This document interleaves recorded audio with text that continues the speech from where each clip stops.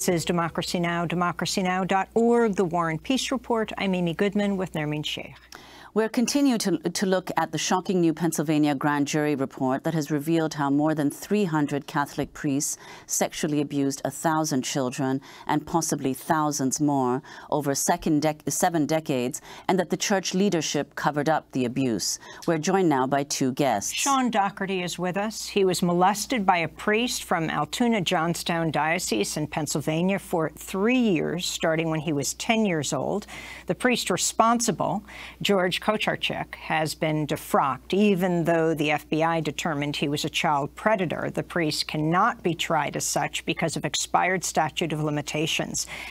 Sean Doherty's story was one of many included in the grand jury report released on Tuesday. Bob Hotzen is also with us, a former Catholic priest, co-founder and president of Road to Recovery, which assists victims of sexual abuse. We welcome you both to Democracy Now! Sean, we saw you in the clip released by the Pennsylvania Attorney General.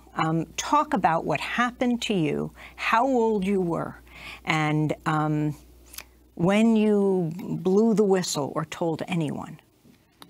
Beginning in 5th grade, my priest, my religion teacher, my Pee Wee basketball coach was Father George Kocharczyk, a well-loved young priest in our community who had been grooming me for years of getting used to him handling me physically, touching me, having him close to me. And in the 5th grade, that touching progressed to sexual assault.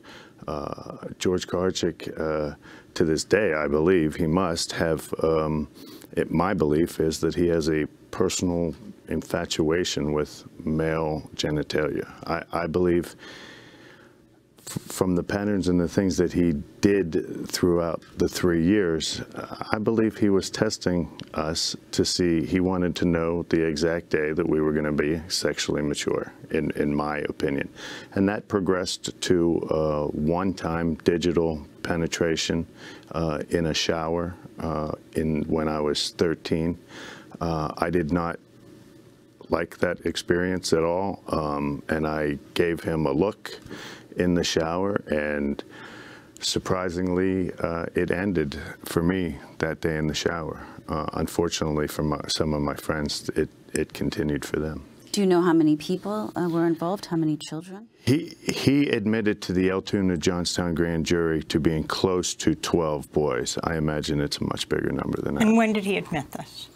The report was released in March of 2016 by then Attorney General Kathleen Kane of Pennsylvania, and on pages 66 and 67 of that, my name is a redacted name, and at some point over the course of that grand jury investigation lead up to that rollout, he admitted to that, and it's in the report. What did the church know of what he was doing? He not only groomed you, the fun part. He groomed your parents as well, going bowling with them. Not just mine, not just my parents. He groomed the entire community. Since becoming public, after the report came out, reading that, I just said, I can't stay silent. Well, what drew me out was a newspaper article with him on the front page. 2 people had gone to the Bishop of Altoona-Johnstown Diocese in 2012 to call him out. 6 years ago. Those 2 same brothers went to the then Monsignor in 1983 about Father Kocharczyk in my 8th grade year. Reported it, confirmed it. Monsignor went then to Bishop Hogan, covered it up, and this is first-hand experience by one of the brothers. I grew up with these guys, Bishop and now Hogan, I know that Bishop Hogan of Altoona-Johnstown years ago made an arrangement, a financial. We need to protect the church. We need to protect the reputation. We need to protect your kids. We need to keep it quiet. And they agreed to transfer him. It took them 6 months. They didn't tell anybody. They permitted, I grew up a block from the school. It was in my 8th grade year. They didn't tell anybody. They allowed me and 3 of my friends in the rectory, in his private space, to pack his belongings. The entire top shelf of his book was all medical journals on male genitalia, right? We got in the car, drove to Portage, Pennsylvania, to the new school and to the new rectory that he was assigned to, and we spent the night in the rectory. And he had just been transferred for sexually abusing 2 boys. What happens when a priest is caught, embezzling? They're in jail immediately. You can't steal from the church. The church steals from you. It's not a two-way street. That is not a two-way street with the church. Money flows one direction. Yet when a priest steals the life of a child, the dignity of a child, the church Part protects. of me feels that there is I mean, I can't say, Bob could probably speak more to this when he comes on, is that I have to say that there has to be a part of the church that feels that that is their benevolent right of some kind. I really just, it's starting to seem like there is a percentage of the church that feels like it is their divine right to do this. It is so systemically huge. You mentioned earlier, and forgive me for asking, what exactly digital penetration is? He stuck his finger in my anus in the shower when I was 13 years old. I believe he was testing to see if I would go further.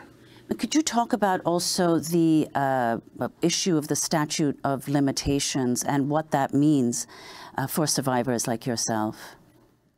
When I was a child and I was faced with this, my statutes of limitation only permitted me to talk and press charges until I was 15 years old. I had 2 years past the end of the last assault. So I was not legally old enough to drive a car in the Commonwealth of Pennsylvania, yet I had to come forward and tell my parents and the community that the guy that they bull with every Thursday night is raping the kids. Pennsylvania Attorney General Josh Shapiro emphasized how the Catholic Church delayed taking action on reports of priests engaged in child sexual abuse in order to prevent criminal charges from being filed. The pattern was abuse, deny, and cover up. The effect not only victimized children, it served a legal purpose that church officials manipulated for their advantage. The longer they covered it up, the less chance law enforcement could prosecute these predators because the statute of limitations would run.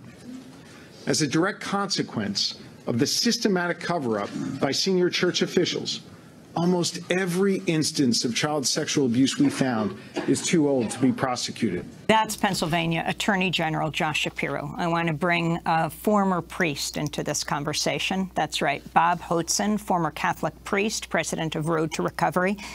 Talk about being in the church when you were a priest and blowing the whistle. Well, I was 40 years an insider in this church. I was 23 years in the religious life and 14 as a priest. So I saw it from the inside. I was sexually abused by 3 different men in the religious life. And I knew what was going on the inside, and it was just abject corruption from the get-go. This church is a criminal enterprise that actually covers up the massive sexual abuse of children for centuries. Well, Bob, could you explain, respond to what Sean said earlier? I mean, you were sexually abused by 3 different men. They were all priests. Is that correct? They were religious brothers, actually. And what does that mean? A religious brother is someone who lives in community, but it does not have the ability to say Mass, etc. They do more social kinds of works, like education, hospital work, etc. And what happened to you? Well, if the day I stepped into the religious life at the age of 18, after having graduated from high school as the top senior of my class, this person said to me, this superior said to me, "Bob, you're a cold person. I'm going to have to warm you up." He continued that mantra on for the entire year until the second superior I had in the novitiate, which is the most important year of formation because that's where you learn the spiritual life. Well, that superior sexually abused me. And then when I reported it to another superior, he told me that, yes, I was preyed upon.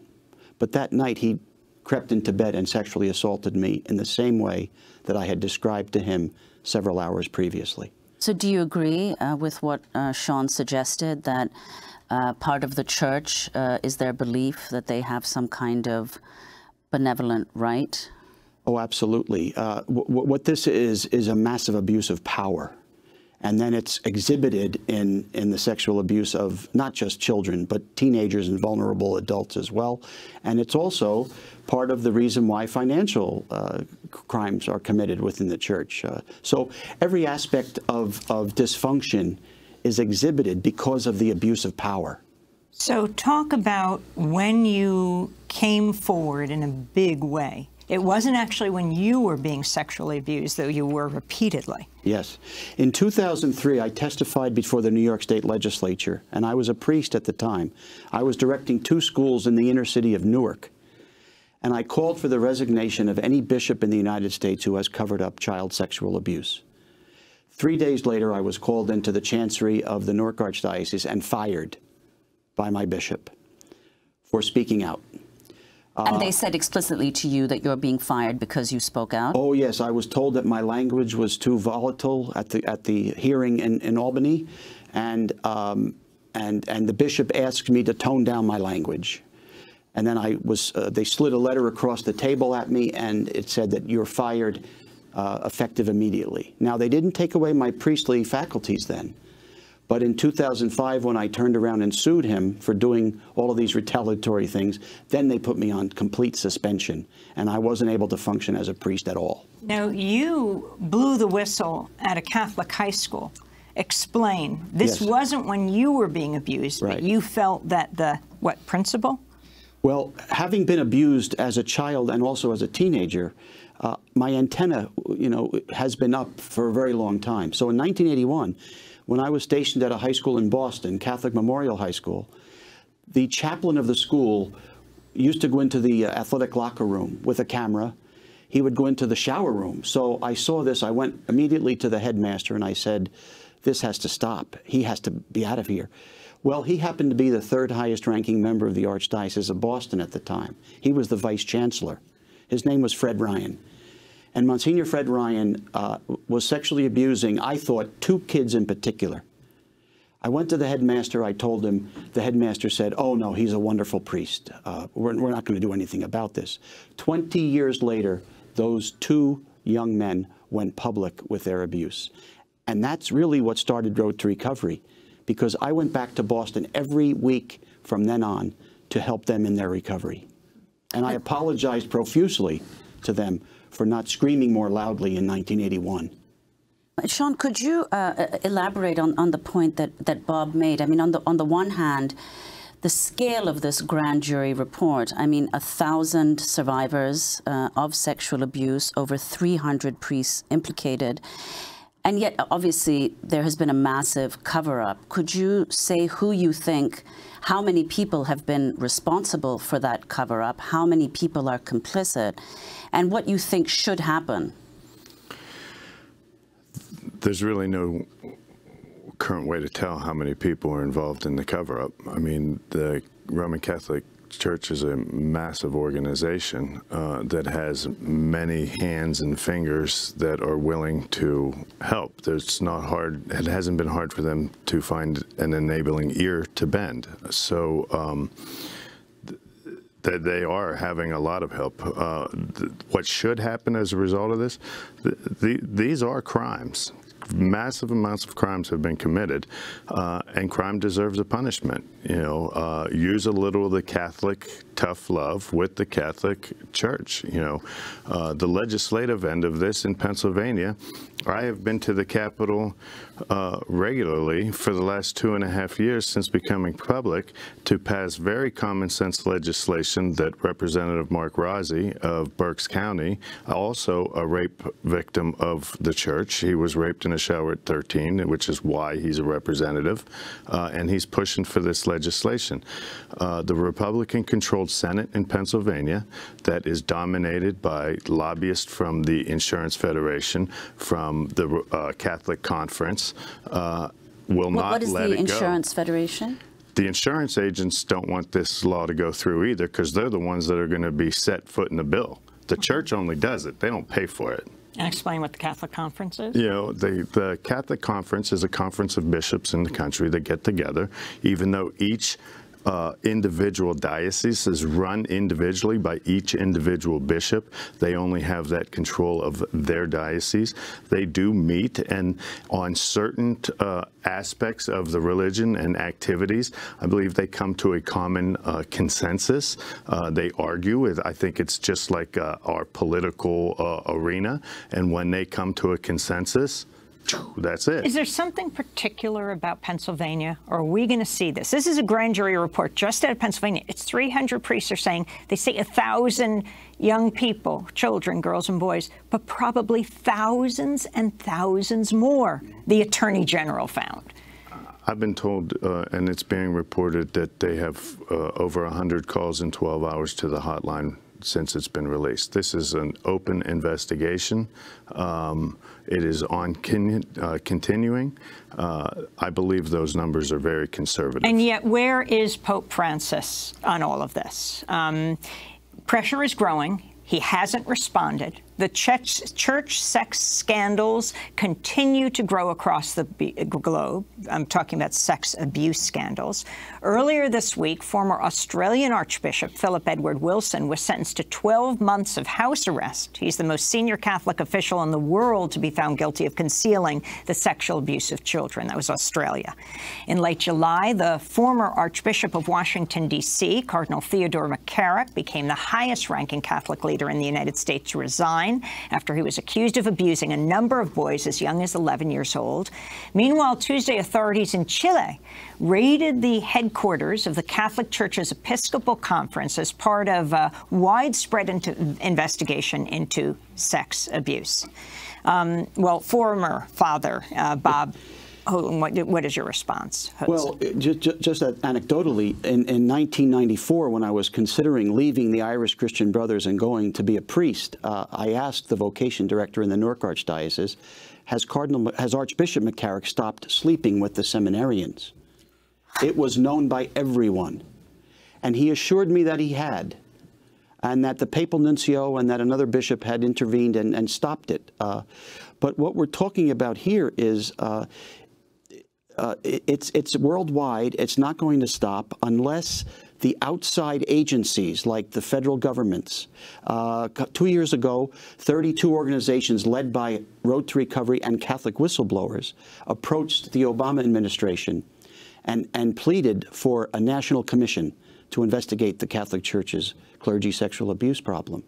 We didn't get anywhere, but we're still doing, you know, these kinds of things. Australia, the Royal Commission was an absolute gem. It's going to be a seminal work in the history of child protection. We need to do the same thing in the United States. And what do you expect? Do you think that the Vatican will respond, Sean? I think eventually they're going to have to respond in that, and I think the politicians are going to have to respond. Let's keep in mind, this is a very damning report that was exposed. They were successful at redacting 30 names. Every diocese in Pennsylvania... Of the priests. Of the priests. Every diocese in Pennsylvania is exposed, right? So if you're a Pennsylvanian, listen to this, and you have young daughters or young boys, I can't tell you where in Pennsylvania those 30 people are right now. The only way we can do that is if we pass Mark Rozzi's legislation, because those 30 are going to argue before the Supreme Court. The Catholic Church and those 30 are going to be hidden unless the Supreme Court releases those names. So there's no telling where these 30 guys are operating in Pennsylvania. You compare the treatment of these rapists and the cover-up of them to, the National Catholic Reporter 2010. A Catholic nun who is a member of a Phoenix Catholic Hospital's ethics committee was excommunicated and reassigned last week for a role in allowing an abortion to take place in a hospital, the surgery considered necessary to save the life of a critically ill patient. You compare it to that, and you think about the other stories that were told. For example, this was in the Pennsylvania Attorney General's report. Ex-priest Edward Ganster left the priesthood in 1990, moved to Orlando, Florida area, and went on to work at Disney World before he died in 2014. And how is that connected to the Catholic Church? He got a letter of recommendation from the Catholic Church. Yeah, this is systemic. When Governor Frank Keating resigned as the chair of the first National Review Board that was set up after the Dallas Charter was passed in 2002, he resigned and said, this is exactly what the mafia is like. It's dealing with the mafia, and that's what we're dealing with. And we have to make sure that Catholics now take back their church and insist that these people are eliminated, fired. And that's what the Pope has to do. He has to have mass firings of bishops, and the leadership has to change. And that, of course, leads then to the structural changes that need to be made. Things like mandatory celibacy, which is absurd. And in 2018, the fact that we still have some of these traditions in place. And what about nuns as priests? Of course. Women have to have full participation in the church. If women were in leadership positions, this never would have happened. For parents? I'd like to go one step further. Not only leadership positions, power, position of power. If a woman that is celibate on level heading as a priest, a nun is not on level heading as a priest in the eyes of the church. But in the eyes of the church, if a nun feels, I'm not saying on the outside, within herself feels that she is on equal footing with this priest, there's nothing to prevent her from saying, hey, what's going on here? This is no more. Like they did to us. The nuns are excellent at it, let me tell you. I grew up with nuns, and they're good at policing, but they only have so much power. You know, you can't police the priests if you have less power. Well, we want to thank you both for being with us, for sharing your stories, for responding to this report, and of course, we'll continue to cover this story. This is one state, Pennsylvania. Do you know of other states that are doing this kind of investigation? Here. We're sitting in one of the worst. New York. Absolutely, and we have the most archaic laws here. We're equal to Mississippi and Alabama as far as our statutes of limitation in New York go. Plus, I will tell you, we have Times Square, St. Patrick's Cathedral, Niagara Falls. These guys work just like single guys. They bring them across state lines. Let's go to New York. I'll take you to St. Patrick's. I'll take you to a Broadway show. We'll go to Niagara Falls. And you'll be sexually abused, but it'll be okay. You'll have a great time. We'll get you a I Love New York hat, and we'll take you home to your family. We need 49 more grand jury investigations is what we need. In all the states. Sean Doherty, survivor of sexual abuse by a Pennsylvania priest, and former Catholic priest Bob Hotzen, president of Road to Recovery. This is Democracy Now!, democracynow.org, the War and Peace Report. When we come back, meet, well, who could be the first Muslim woman member of Congress. We're going to Detroit to speak with Rashida Tlaib. Stay with us.